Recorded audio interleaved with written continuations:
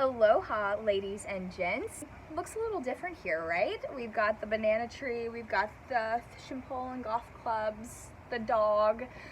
We are in the backyard for the first time in a very long time. I don't hear like hammers and big stuff going on. They're building an apartment right here, so usually I'm stuck inside because it's super loud. This is my testimony.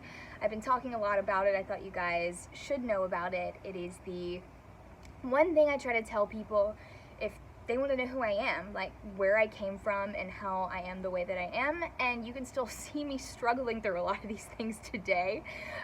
So yeah, I'm gonna go ahead and begin.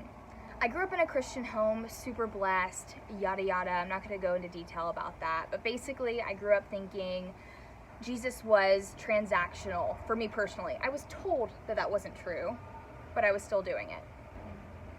Construction, are you kidding me? I'm just gonna do it. I'm sorry you're hearing construction. I'm not gonna redo this. I'm not gonna redo this setup. I'll get closer. Hi.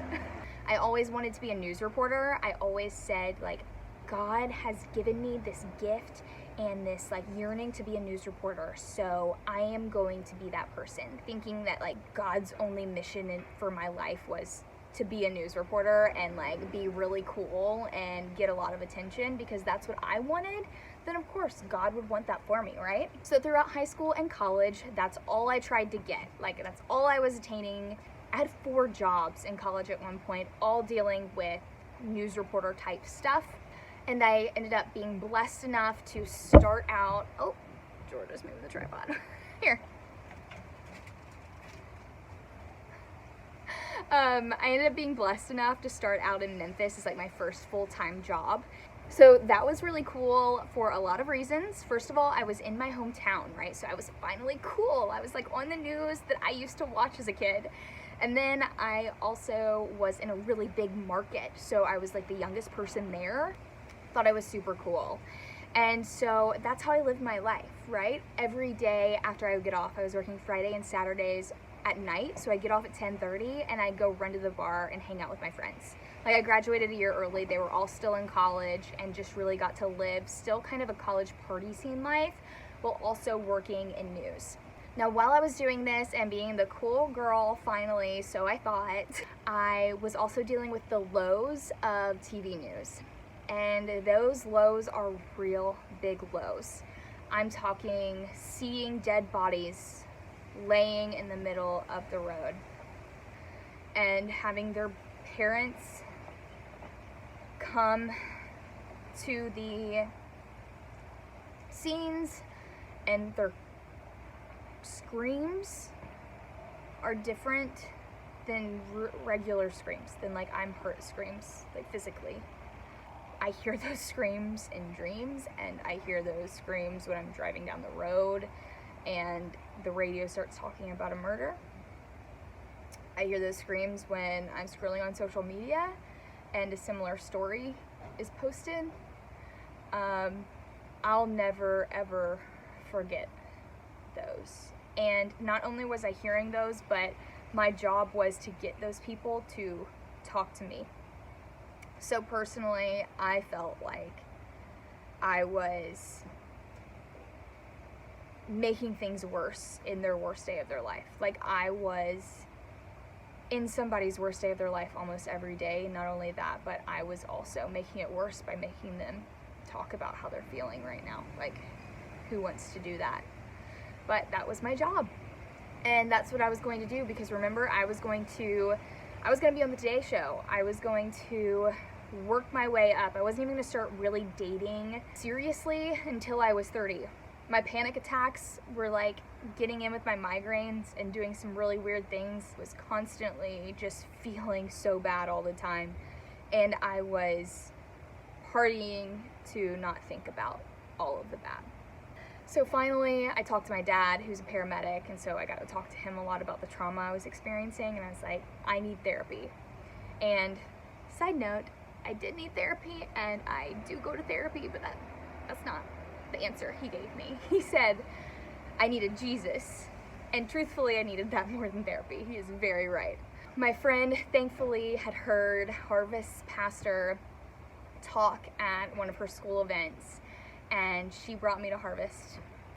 I don't know what it was. Like, I had been to a lot of churches since college, like just trying to go, but I would never get involved with community. I'd never talk to people there. Like, I'm going to do a video about that because it's so hard when you are alone trying to get involved in a church when you don't know how to, like you've never done it before. But I was still going, I was hearing the word, and because of Harvest, they kept on pressing into us to just read the Bible. Just, if you're gonna do anything, read the Bible. For the first time in my life, I was reading the Bible without the use of devotionals and hearing God speak through it without like trying to have a context that sometimes devotionals give you. So I felt like that was the first time that I actually heard God speak to me. And I was so defensive at first. I would sit at a coffee shop and read the Bible and be like, God, that's so culturally not right now. I should be able to do what I want.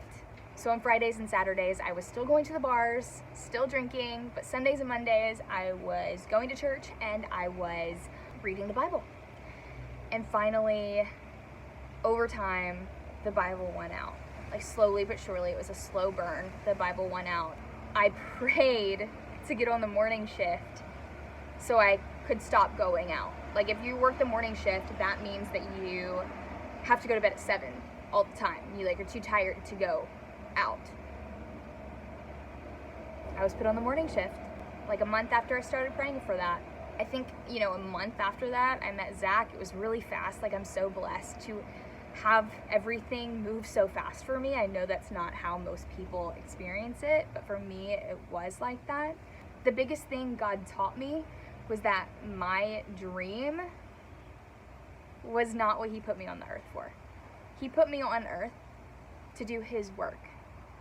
And now here I am, 26, not in the industry, living in Hawaii, married. That is not what I thought my life was going to look like at all. And it's the best thing that ever happened to me. The joy that I have, because God is good, is so much better than the like temporary high that I got by being on TV and having people recognize me. All of this to say, if you are experiencing anything like this, like you just can't wait to get the promotion or to become famous or to, you know, be an influencer because you want to finally experience joy. That's not how it's going to happen. And I really, really press you to go to church. Just keep on going to church. Also start reading that Bible. I haven't done it as much as I should, honestly, in the past couple of months. But you're going to learn some things about yourself and you're going to learn about God, and it's going to be amazing. God's teaching me a lot through first year of marriage and a new move and new community every day. So obviously life is not perfect, but I'm so glad that he gave me the life he wanted me to have and not the life I wanted to have. Okay guys, thanks so much for watching. I'll see you next week. Bye.